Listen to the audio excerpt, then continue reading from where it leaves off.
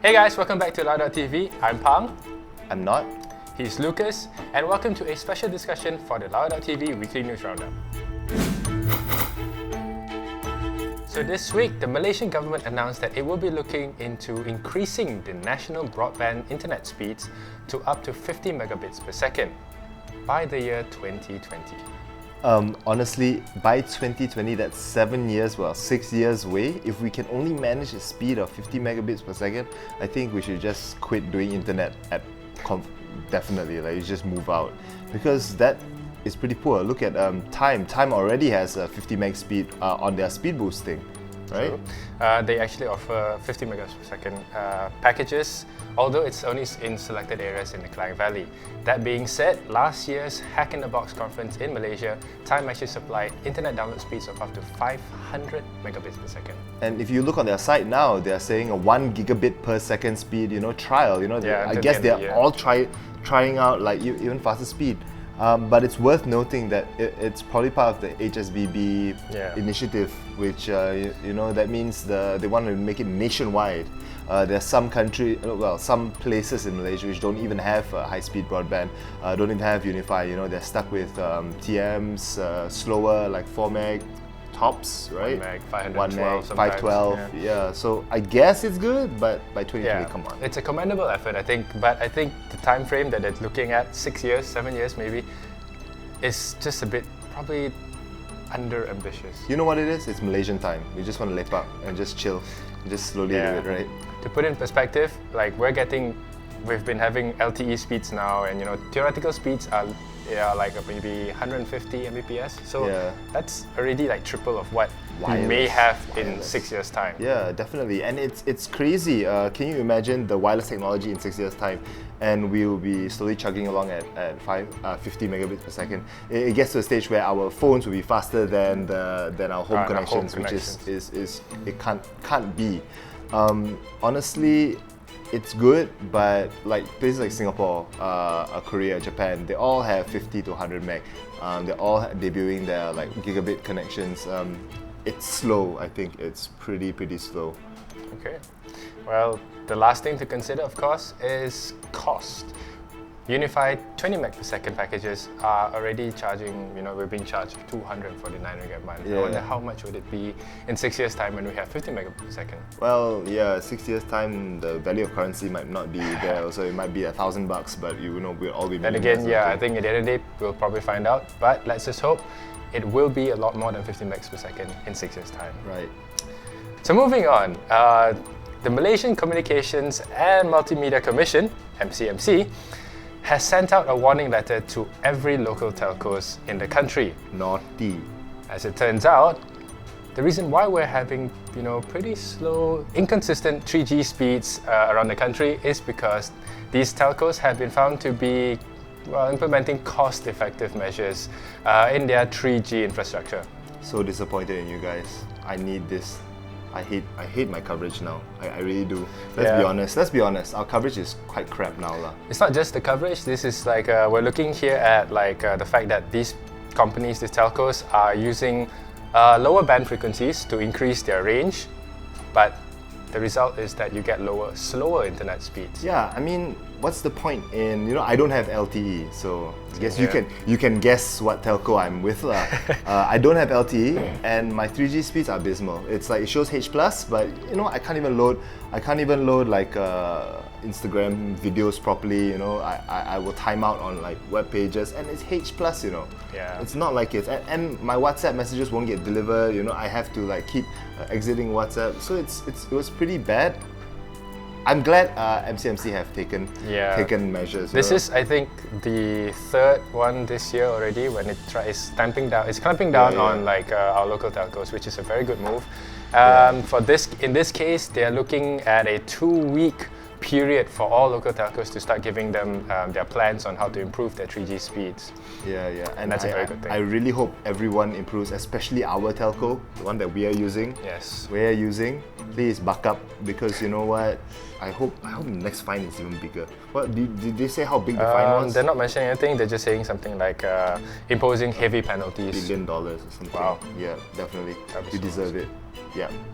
This week also saw Nokia Malaysia announcing their pretty big Lumia smartphone, the Lumia 1520. It is a 6-inch phablet with a full HD display and a 20 megapixel pure view camera. Well, this comes 1 week after HTC launched their One Max. Well, it's been announced. We had a preview quite a while back, but it was made officially available in Malaysia just about a week ago. Yeah. So what do you think, Pang, about the Lumia 1520 and the HTC One Max? Yeah, well, I had a look at the 1520 when it was in the office sometime earlier this week, last week, something like that. And the very first thing you'll notice is just that it's such a big phone. I've been using a Galaxy Note 3 for review, and I've sort of gotten used to a big form factor phone. This is even bigger. 6 inches is just like huge, you know. But credit to Nokia, the device actually feels light. It doesn't feel too hefty. I can put it in my pocket. The build was beautiful. I have to say. I've always been a fan of the Lumia build. I really like the rounded edges. I like the thickness. And this isn't thick. It's thin. Yep. It's worth noting. It's really thin, but it's big. It's just too big. Like 60. I used the One Max for a period of time when I had it from the Frequencies event, the early preview, and honestly, I can't get used to that form factor. It's way too big. I'm using this now, the Z1. It's just about on the border of how big I want my phone. Maximum size, right? Yep, I know. And the big talking point about these two phones is the price. Okay, they're both 6-inch phones, yeah? And the Lumia, the 5.9 inch, 5.9, this is whatever. Both are full HD. Yep. Both have Snapdragon. No, the HTC One Max has a Snapdragon 600 processor, while the Lumia 1520 has a Snapdragon 800 processor. Yep. So the biggest problem here is when you talk about the price, you're talking about the HTC One Max. It is retailing at 2499. And the Lumia 1520 at 1999? Oh no, 2159. 2159. Correct. Yeah, 2159. And until the end of the year, it is retailing at 1999. That is 400 ringgit less. Different for well, okay, let's just say different phones. Yeah, it's different. It's fine. It's Windows Phone, Android. But it doesn't mean that Windows Phone phones are cheap, because you know what, the 1020 retailed for 2499. Yeah. And but it had a free battery grip. This is where I have issue with HTC. HTC, I had this phone for a while. I saw it early. I saw it much earlier than it was released. And honestly, the only thing I really loved about the phone was the battery case, because it was a very, very thin case. It was if it was just a case and the battery was on the front panel, so it didn't add much, but it added a lot. It added over 1,000 mAh to the battery, so I would get 30 hours, and that's the only thing. Their unique selling point is their fingerprint scanner, which I disabled after booting it up because it was stupid. Maybe not stupid. Yeah, okay, it's quite stupid. Because I think at the end of the day, it was just the implementation of where they actually put it, like which is above. Was it above or below the below camera? Below the camera. I ended up swiping the camera a lot, as a lot of you saw. I won't pull punches here because, you know, I told this to HTC and they know how I feel about the phone. It was really very much a gimmick. Like why would they put that in? You know. The thing is, it was more of a. It was probably not a gimmick. It's just that the implementation wasn't done very well.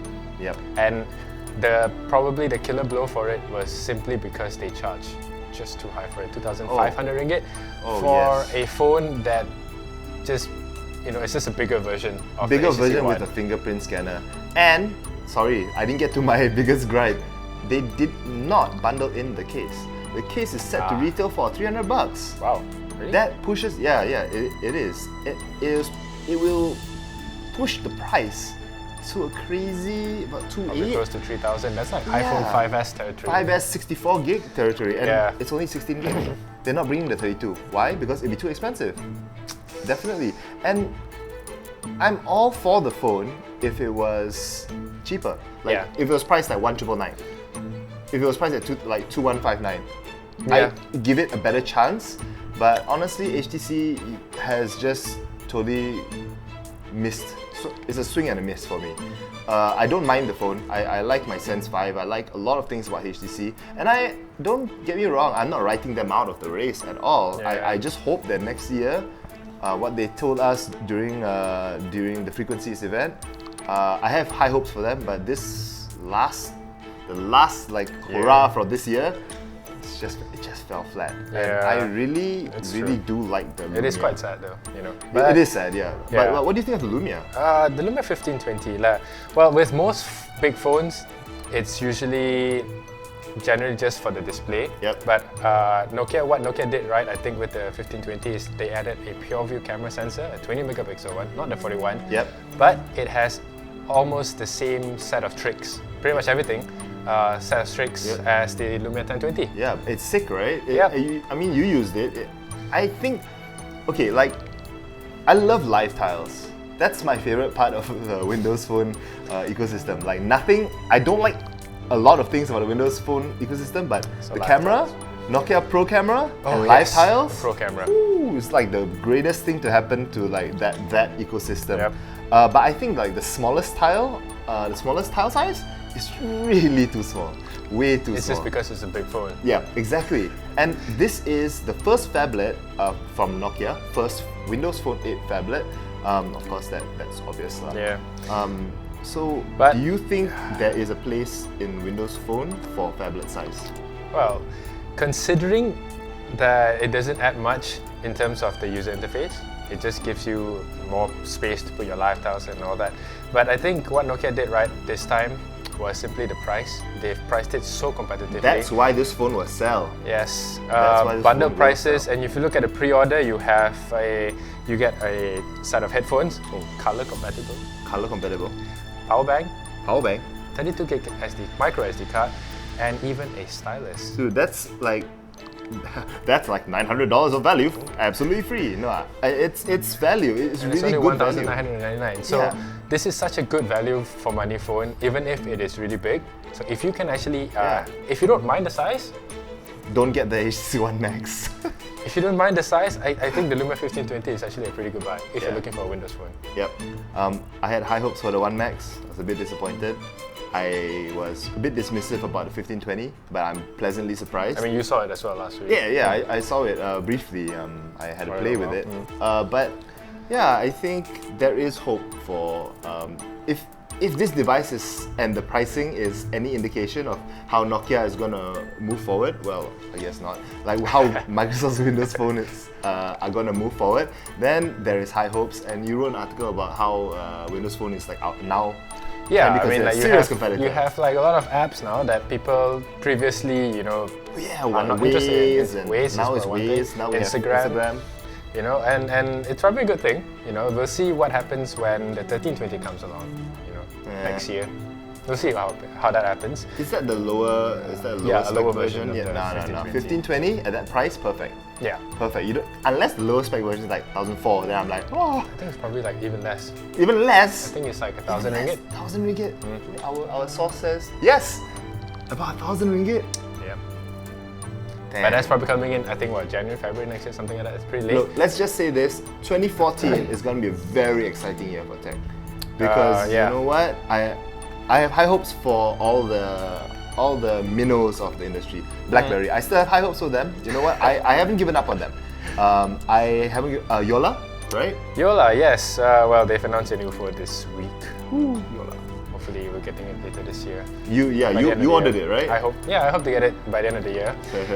But yeah, they promised like monthly software updates and stuff, which is pretty good. No, that's bad because that means the phone is not finished yet. It's shipped as a Sailfish OS beta. Shipped as a beta device. Yeah. And it's like developers are looking at from what you've seen in the Twitter feed. Shipped as a beta device. It's shipped as a beta OS. Everything looks polished except for certain niggles, especially when it comes to the Android app compatibility. But of course, it's being worked on. Okay, I don't have that high hopes anymore. We will see how it goes. Don't have that high hopes anymore. But if you go back to the 1520, I think it's a really good value for money proposition. And that brings us to the end of another episode of a discussion episode of Lumia.tv's Weekly News Roundup. Yep, so if you liked the video, if you enjoyed the video, do give it a thumbs up. If you like Punk's picture, give us a thumbs up.